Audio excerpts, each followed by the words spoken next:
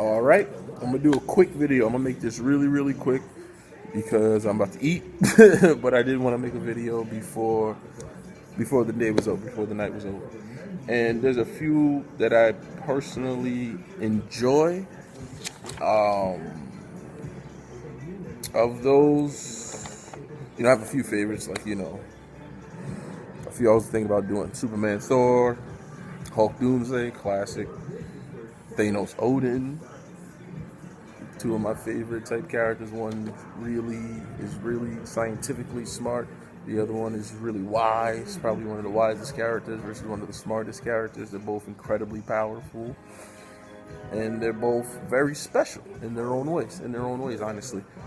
But for this battle, because it's going to be quick, I think it's one that can be done quickly, and that's Hulk versus Doomsday. I mean, they're basically they're like the same character for their respective universes. What they say, like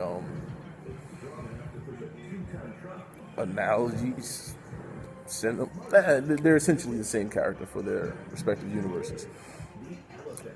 Overall, I would say if we're using standard Savage Hulk versus traditional Doomsday, so let's say Death of Superman Doomsday, because for some reason everybody likes to pick and choose which arc storyline. It's only relevant to me if it's relevant in the story.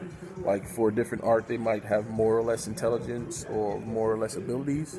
Then I'd say yeah, go with that. But traditionally speaking, you just kind of take it all in together, as an average, you know what I mean? And you kind of work with it that way, as opposed to really just nitpicking this saga or this story arc or whatever the case may be. But as far as Hulk versus Doomsday, I mean, I had basic criteria, which I'll go through in some of my other battles, which will be intelligence, speed, durability, invulnerability. Stamina and endurance are pretty similar to each other. Strength, weaknesses, X factor. And for me, X factor is realistically how likely are you to actually use what would be considered like your good tactics, your winnable tactics in an actual battle. Because I very much keep in the whole mindset of the character, who they are, what would they likely do, not just what they could do by creating this false character in your head when you're just battling power sets or whatever the case may be. That's not the character. That's just his abilities or whatnot. But for this one, if it's standard Savage Hulk versus Death of Superman Doomsday, I'd say Death of Superman Doomsday has a pretty good shot, mainly because he doesn't fuck around. He doesn't play around at all. He gets right there to the point. His point is to destroy life, and he's going to come in there and he's going to hit you, and he's going to hit you hard. He's not going to really bullshit. And to defeat the Hulk, that's realistic, especially if you're using any kind of real physical force like to overpower him. That's realistically the best way you want to go about doing it. I mean, he does amp over time, so he's actually at his weakest when you first start the battle.